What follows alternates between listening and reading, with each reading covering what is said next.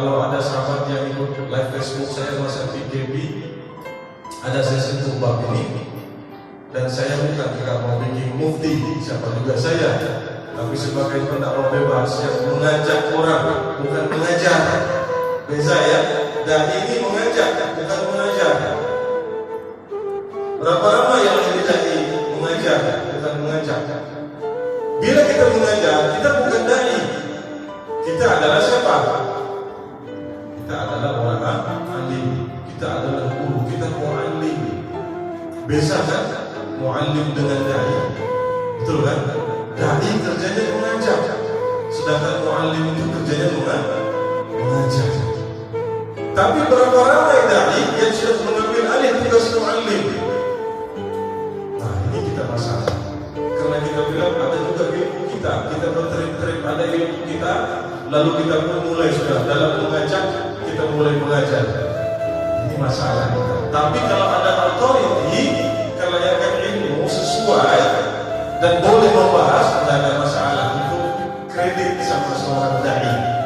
Tapi asasnya semua kita adalah dai. Boleh nampak nih, sahabat dan dimuliakan Allah Subhanahu wa Ta'ala. Mari kita lihat dulu apa yang Allah sebut dalam surah An-Nahl ayat 125.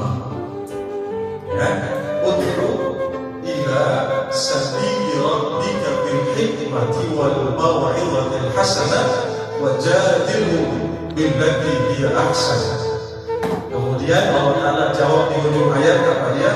Inna rabbaka huwa a'lamu biman dhalla an sabilihi wa huwa a'lamu bil muhtadin. Oke, kita balik ke depan.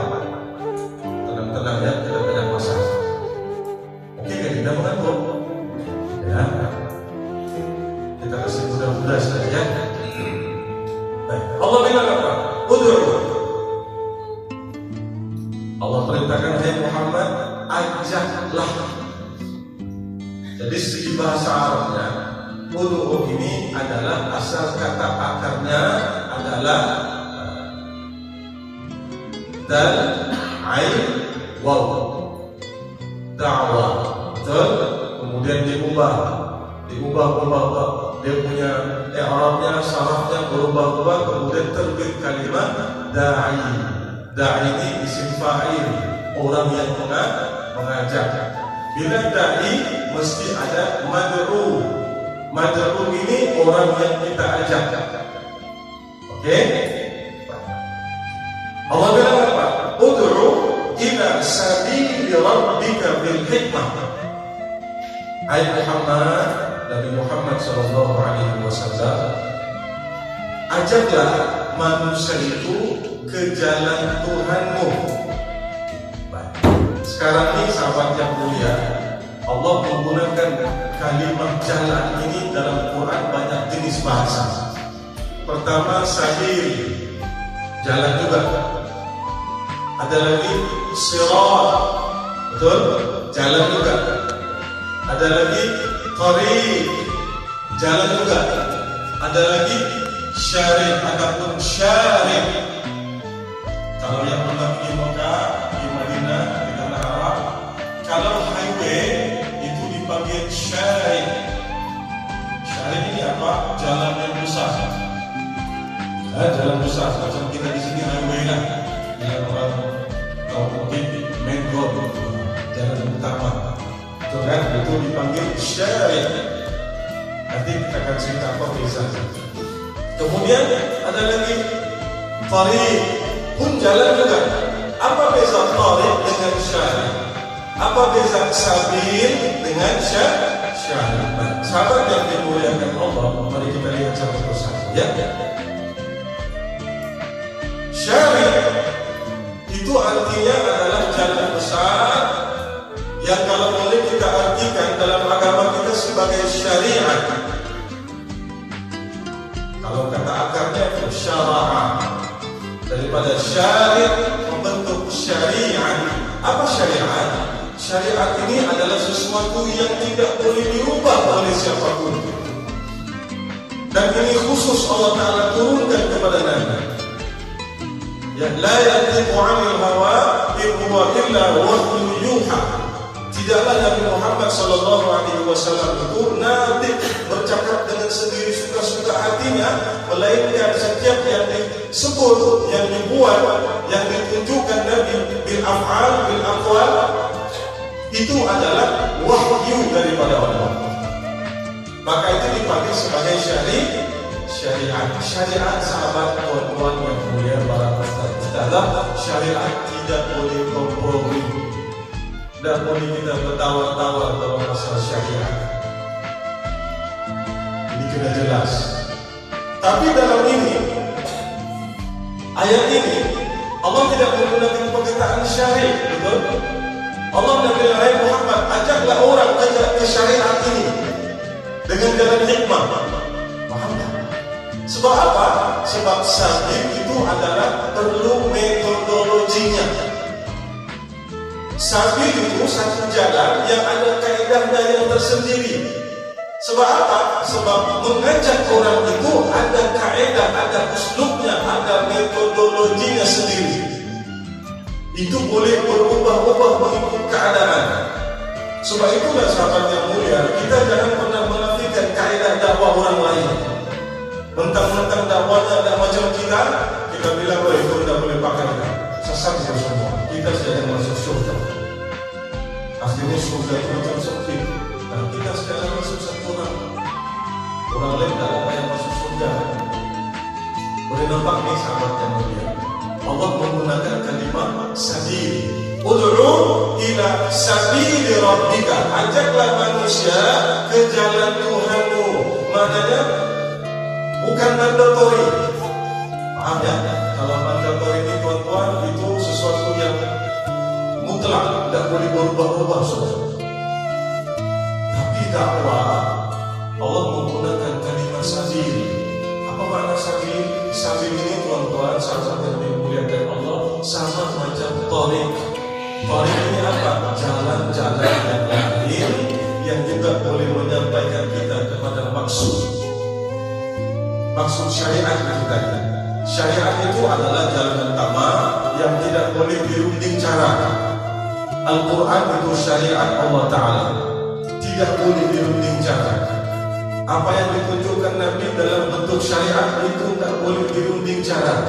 Tetapi dalam hal dakwah, mengajak manusia kepada Allah, Allah memberi kelonggaran kepada hamba-Nya, boleh menggunakan metodologi tersendiri. Paham tak ya? Jadi kita jangan mudah. Kumpulan dia bilang, kaidah kami lah yang paling berkesan. Kaidah yang lain itu tak boleh pakai. Ini banyak berlaku dalam masyarakat kita. Akhirnya berlaku sahabat yang mulia, ya, yang berlaku adalah perpecahan di dalam umat Islam. Apa ya? Ini yang kita dalam ucapan. Saya punya baju warna coklat. Apakah saya mengatakan warna opal ini warna merah jambu? Pinky, wow, dah pinky, betul kan? Jangan marah. Apakah warna baju ada cantik? Cantik. Tuhan yang maha kemeja kita malaikat sama. Betul kan? Maha sama. Semua itu adalah tariq jalan, sabil jalan. Terpulang kita, yang penting maksudnya adalah menutup aurat. Betul kan? Makanya bila kita terkurung dengan satu konsep, terbungkus dengan satu kaidah, akhirnya kita tidak melihat kaidah hanya ada pada orang lain. Kita hanya melihat yang pakai kurta saja yang sunnah, yang pakai kemeja itu tidak sunnah. Kita akan menentukan sunnah dan bukan ini. Betul kan? Kita bilang yang maaf ya, saya pun pakai jubah kadang-kadang, ya, sholat pakai jubah juga. Tapi tidaklah bilang pergi main bola pakai jubah, kan? Itu macam ada problem itu, betul kan? Dan kan juga kita main futsal pakai jubah, pakai lidah kita main futsal, itu sudah kepalanya itu, betul kan? Baik, poin pertama apa? Allah menggunakan untuk dakwah itu ada jalannya sendiri. Boleh. Makanya sahabat yang mulia, sebagai dai yang berkesan untuk masyarakat, pertama yang orang nilai kita adalah bagaimana keterbukaan hati kita dalam meraihkan kepelbagaian metodologi dakwah dalam masyarakat. Boleh nih? Nah, kalau ini boleh kita terima, kita akan jadi orang yang bahagia dan berlapang dada. Betul? Ada orang kaidah ini, bikin modul ini untuk dakwah, silakan. Ada orang turun ke lapangan, pintu ke pintu, ketuk pintu orang. Alhamdulillah, itu satu benda yang susah orang buat. Tapi ada kelompok yang buat, betul? Kenapa kita blame dia? Kita paling mempunyai saja, tapi membuat kita tidak mau. Kita tahu komplain saja, betul? Betul kan? Ini masuk masjid mengasih kutur, yang kita bikin masjid itu indah. Betul kan? Tapi kalau komen, Masya Allah, kalah orang PhD kita punya komen. Ini masalah umat kita hari ini. Sama macam tes PJB, keluarlah sampai menggelar ulama su. Saya beristighfar, takut saya. Ini COVID-19, siapa yang tahu ini adalah perancangan Yahudi ke apakah? Kita tidak tahu. Tapi yang kita tahu setakat hari ini, Malaysia berapa ramai sudah meninggal? Siapa ingat? Sejak 1.000 kan? Berapa? Ingat tak figurnya berapa? Pokoknya ramai lah kan? Apakah itu main-main? Ada orang mau mati main-main? Jadi kenapa kita harus memikirkan sesuatu yang di luar pengetahuan kita? Betul? Patutnya kita harus sensitif dan peka. Apa yang diajarkan oleh Sahih Usama kita, apa yang diputuskan kita taat saja. Sami'na wa ata'na, itu yang perlu kita ada. Dan kita punya kerja sebagai dai memperkukuh apa yang sudah diputuskan oleh majelis fatwa. Jangan kita lagi jadi mufti kedua, mufti ketiga, mufti keempat. Seolah-olah mufti itu macam bukan mufti sudah oleh kita. Saya tengok kawan-kawan komen, sedih juga lah aku. Kenapa kayak ini? Menghormati ulama itu satu benda yang mulia, betul. Dalam kitab tua dulu, kalau sempat baca ada satu kitab banyak dalam Sirus Salikin, Mata'al Badri, banyak ini tuan-tuan dibahas. Ya, kata Nabi apa? Nabi SAW bukan sekadar memuliakan ulama, bahkan kita pandang ulama, kita suka tengok ulama pun sudah pahala sama kita. Apalagi kalau kita kita khidmat dengan ulama, kita muliakan dia, itu lebih besar nilainya di sisi Allah Subhanahu wa Ta'ala. Dan kita dapati Nabi ada sebut tidurnya seorang alim lebih ditakuti oleh syaitan daripada abidnya orang yang jahil. Kenapa? Sebab hanya jauh hari yang mengenal mereka. Pernah dengar istilah hanya ulama yang boleh membahas tentang Tuhan, hanya ulama yang boleh membahas tentang syariat ya Allah, hanya ulama yang tahu tentang perjalanan syariat Nabi SAW. Sedangkan kita orang yang jahil, yang lebih banyak kita adalah sangkaan dan persepsi. Betul? Saya mau tanya, maaf, di dai ini, semua ini dai jamaahnya doa. Sudah berapa banyak ayat Al-Quran kita pahami tafsir terjemahnya? Sudah banyak mana surah kita habis kita khatam? Ada. Saya ingat Al-Fatihah itu makanya kalau kita tes bukan langgang kita. Betul kan? Mulai saja Bismi pun menggali kita bingung. Betul kan? Tapi kalau berteriak pasal dakwah, wah kita lah nomor satu. Mulai dulu Bismi, i'rabnya apa? Janganlah dulu i'rab, terjemahan biasa saja. Bismi itu apa? Pun menggali. Itu saya bilang sebagai dai, kenal pasti lingkungan kita. Boleh paham? Oke, itu poin pertama. Jadi Allah maksud saya, Allah menggunakan istilah mengajak ini ada kaidah yang tersendiri terpulang dengan cara tuan-tuan. Ingat tak metodologi Nabi dengan Sayyidina Bilal Ibn Rabah? Ada baca sirah? Macam mana Bilal cinta sama Rasulullah? Ya, Nabi hari-hari kasih kawan. Bilal ini kan nama abdi. Antara kerja Bilal menggiling kacang. Menggiling kacang dan tahulah sekarang ada blender. betul kan? Ada blender, ada apa air fryer, apa? Ini kegilaan muslim kan? Ibu-ibu lah khususnya. Baru mahal pula itu. Betul kan? Kakak-kakak yang ada air fryer. Sioni. Saya tidak bilang di Murabah kerjanya menggiling kacang tuan-tuan. Giling kacang hari-hari. Allah giling kacang. Nabi Mutekel bila di Murabah, Nabi tidak mempunyainya di depannya. Nabi tidak cakap Allah Maha Besar, tidak. Nabi tidak. Nabi tengok bila Nabi datang sana. Ayah bilang apa bikin? Bila tahu ni Nabi Mutekel dia, bila pun jual bahan. Bila dia sebulan pula, Nabi datang lagi, tak dilayani, tidak datang lagi, hari-hari. Akhirnya Nabi itu ikut menolong Bilal, pilih kacang kan. Lama-lama Bilal pun suka anting Rasulullah. Muhammad bilangnya, jangan pura-pura sama Rasulullah. Muhammad, apa bapak mau ini? Rasulullah SAW tidak aku mau kamu di sini sama kamu. Boleh kan? Boleh kan? Akhirnya Nabi tanam cinta, Nabi tanam sayang. Bila cinta dan sayang tertanam di hati Mad'u, akhirnya Mad'u pada rindu dengan darinya. Ini yang kita nada. Hari ini berapa ramai Mad'u kita rindu sama kita. Kalau boleh umpama, dia apa ya? Betul kan? Macam dia siapa yang pandai. Kalau bangun masuk surga mu sendiri, yang lain tidak dalam masuk surga.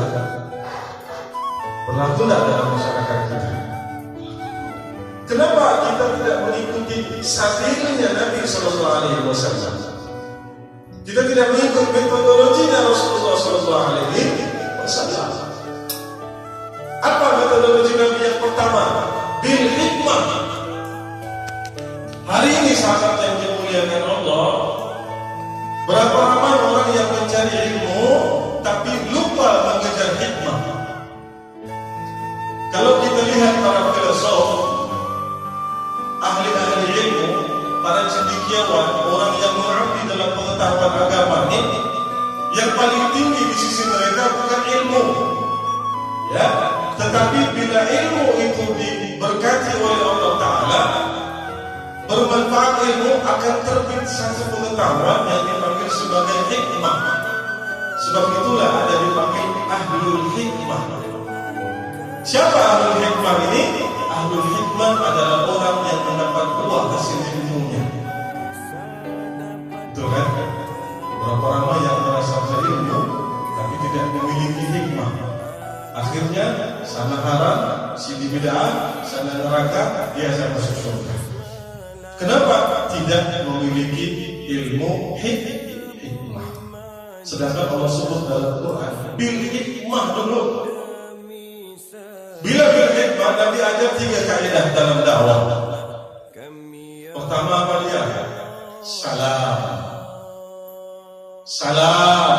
Apa salam? Taruh dulu. Masih tinggal di mana? Tuh kan? Coba Dato' ini kesian nama yang gelandangan kan. Kita diterangkan lagi itu tinggal kita kesian kan. Sandakan pun mulai juga sudah. Sudah tanya ini, di mana kamu tinggal? Di sana Pakcik. Kau tidak sekolah Pakcik. Itu termasuk dalam kaidah salam. Taruh dulu. Madamu ini mau dikenal apa kesukaannya, dia punya ego ni berapa tingkat, betul kan? Apa yang tak disukanya, apa yang dimaunya, apa yang jangan disentuh, apa yang jangan dia nak mau dengar. Kita kenal pasti dulu. Itu yang Nabi buat. Makanya salam ni maksudnya apa? Sejahtera.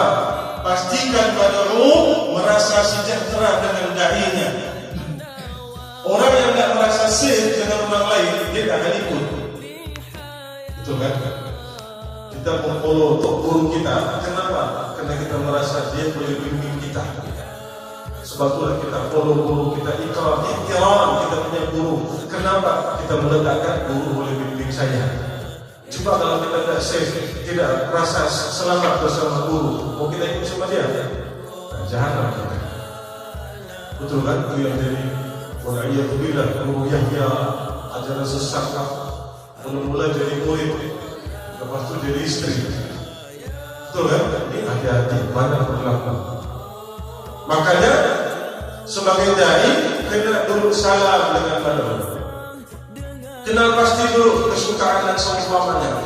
Bila dia sudah pun salam sama kita, dia pun merasa sejahtera dengan kita, baru maksud yang kedua, apa dia? Ta'am.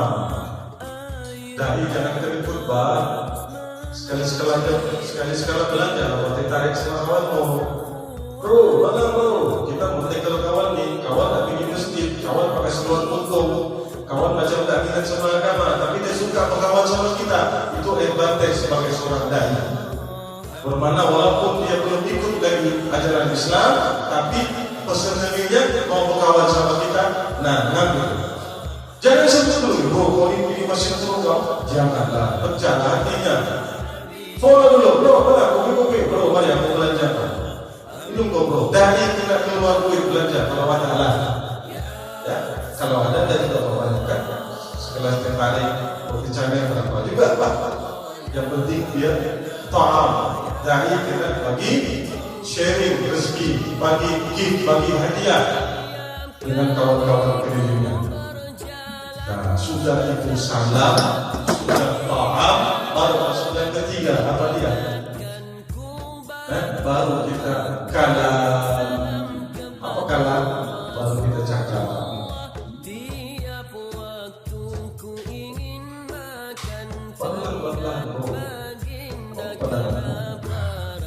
Jangan blend, mulakan suasana dengan bertanya. Apa nama bro? Saya pernah berbuat dengan satu orang dokter dari Korea. Di Korea ini ramai kominan kan? Itu senyum.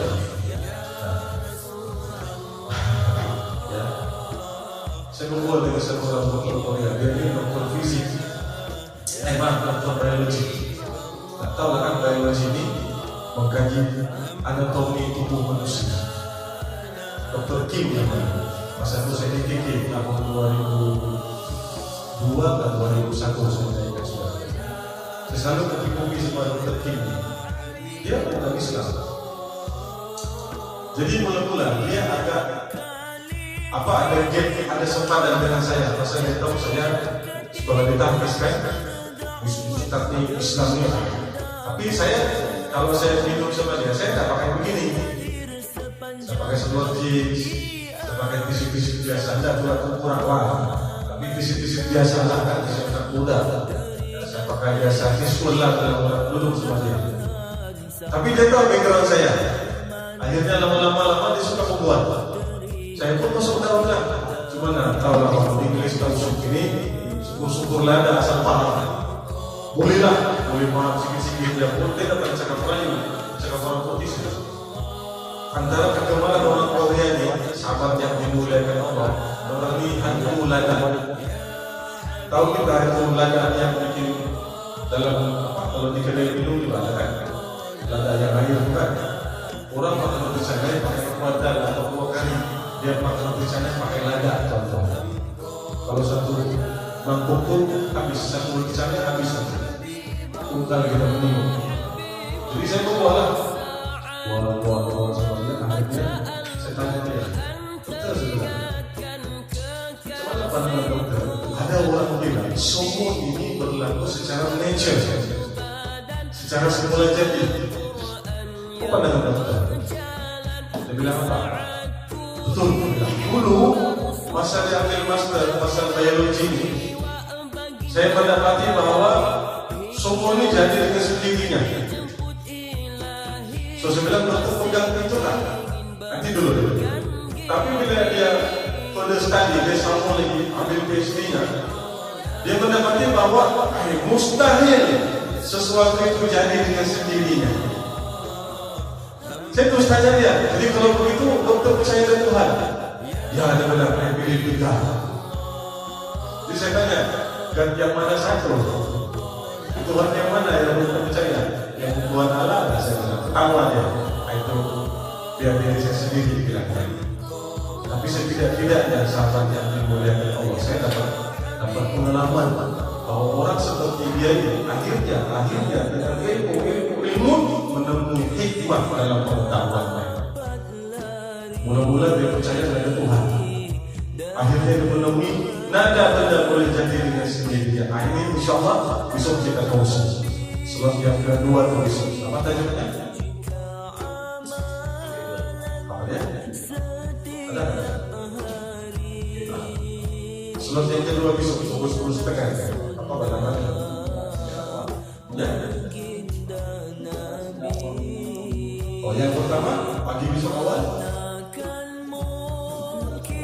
Maksud? Kepentingan agama dalam kehidupan. Itu bisa kita kongsi insyaAllah. Boleh? Sahabat yang dimuliakan Allah. Nampaknya? Makanya Allah bilang sama Nabi Muhammad SAW, kalau mengajak manusia, mengajak ikut cara kamu, ikut kesesuaian orang itu. Dai ini mengajak, bukan mengajar. Dai sifatnya mengajak, bukan mengejek. Mendengar biar kita rendah tapi bermarwah. Rendah dalam arti kata agar orang itu madru kita dapat melihat cerminan akhlak pada diri seorang dai. Dan ingat, dai jangan pernah coba untuk berbalak dan berdebat. Itu bukan kerja dai. Ya, yang berbalak, yang berdebat ini kerja Allah. Kerja bukti yang berdebat membahas, bukan kerja kita. Kerja kita mengajak saja. Ingatkan Allah tegur Nabi Muhammad SAW, innama anta mudzakir lasta alaihim bimusaytir. Wahai Nabi Muhammad, kerja kamu adalah mengajak manusia. Innaka la tahdi man ahbabta walakin Allah yahdi man yasha. Kau tidak akan boleh bagi hidayah kepada orang yang kau cinta. Sebab hidayah itu adalah mutlak milik Allah. Makanya seorang dai kalau ada kesempatan, ada orang yang kita mau tuju, bangun tengah malam sebut nama, ya Allah, wahai Rabb, wahai Tuhan yang memegang hati hamba, wahai Tuhan yang maha membolak-balikkan hati manusia, mohon kasih sayang-Mu ya Allah, limpahkan kasih sayang kepada sebulan agar dia boleh menerima cahaya petunjuk. Apa? Jangan dibawa, jangan diumpat dia, jangan dikomen dia, jangan dijatuhkan marwah diri. Jangan, itu bukan kerja. Dan ingat, setiap yang kita ajak belum tentu mengikut sama. Kerja kita adalah yang melimpahkan cahaya petunjuk adalah Allah Subhanahu. Tapi ingat, sebagai dai kita mengetuk pintu. Kita ketuk pintu hati sahabat kita. Itu kerja kita, ketuk pintu.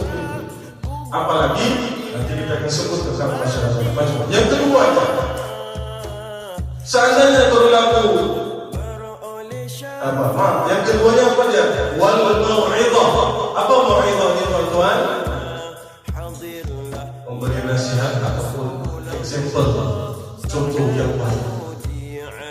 Nabi SAW, ingat tak satu riwayat Abu Jahal ini kan pacik kan?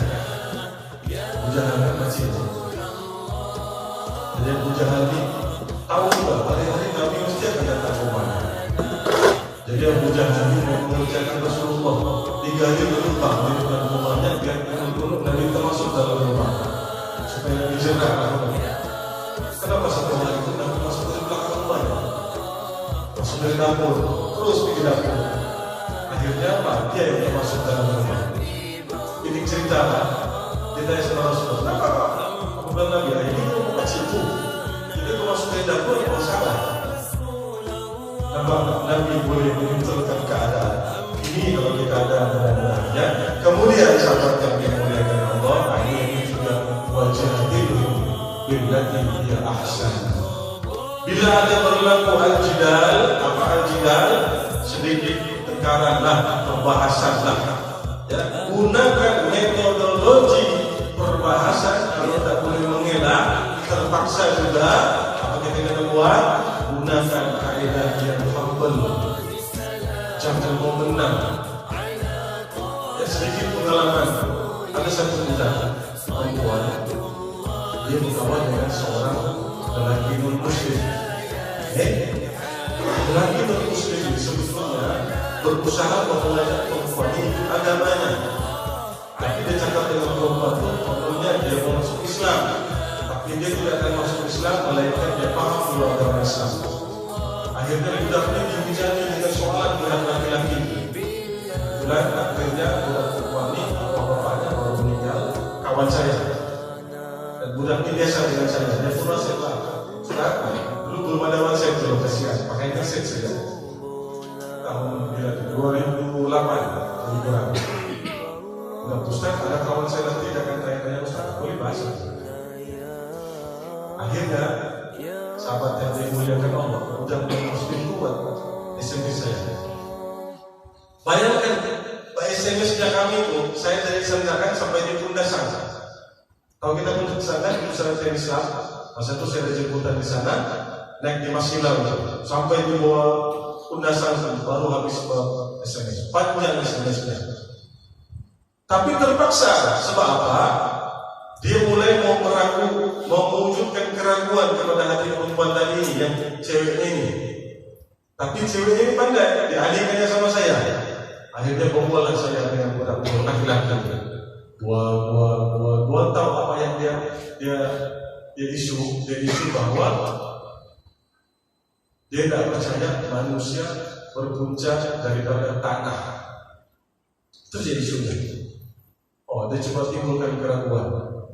Jadi panjanglah perbahasan kami. Maksud saya itu bila berlaku perbahasan kita kena sambut, tapi ingat jangan mau menang. Dan ingat jangan menukilkan sesuatu yang bukan fakta. Bagi saja fakta yang betul-betul. Oke? Boleh nih? Baik, sahabat yang dimuliakan Allah Subhanahu wa taala. Makanya Allah bilang apa? Inna rabbaka huwa a'lamu biman dhalla 'an sabili wa huwa a'lamu bil muhtadin. Sebab apa? Sesungguhnya Tuhan engkau sangat tahu siapa yang sesat dan siapa yang dapat petunjuk. Jadi kita jangan ragu. Bila orang dalam dakwah kita bangun tengah malam, kita nangis sama Allah. Ya Allah, apalah dayaku. Aku tidak ada ilmu, kemahiran berdakwah pun tidak ada. Yang kita harapkan adalah bimbingan dan pimpinan daripada Allah. Sahabat yang dimuliakan Allah Subhanahu wa taala, itu yang pertama. Kasih ini, oke, 9:30 kita rest, dan mungkin kalau ada soalan boleh. Dan mengantuk